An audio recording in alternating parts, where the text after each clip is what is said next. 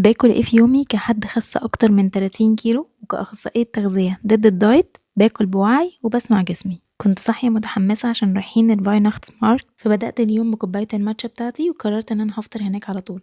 اول حاجة بدأت بيها كانت البطاطس دي، كان عليها ساور كريم، كانت حلوة قوي وعجبتني. اكلت تقريبا ربعها لان بحب اشير كل حاجة مع جوزي وبنتي، وده كان اكتر حاجة متحمسة لها في اليوم لان انا بحب كل سنة ان انا اكله، وهو الكريب بالشوكولاتة. تالت سنة ليا اكله في نفس الماركت، بحس كده ان هي تراديشن عندي. ده اكلت كله بصراحة. وطبعا لازم نشتري بوب كورن واللوز المشهور بتاعهم اللي بيكون معمول بالسكر والقرفة، وطبعا لازم اشرب كيندر بونج، ده بيكون عبارة عن عصير فاكهة سخن. شربت بس نص كوباية لانه بيكون مسكر قوي، بس عادي، انا ده مش العادي بتاعي، انا مش باكل سكر كده كتير كل يوم. واخر اليوم بقى اكلت ساندوتش برجر، اكلت منه لحد ما وصلت للشبع المريح، اتبقى فيه كده كام قطمة صغيرة، واكلت البطاطس كلها. وبالمناسبة دي نص كمية البطاطس اللي بتيجي مع الساندوتش. ودي كانت الخطوات اللي انا عملتها في يومي. ما تنسوش تعملوا لي سبسكرايب. وبس كده، اشوفكم في فيديو جديد.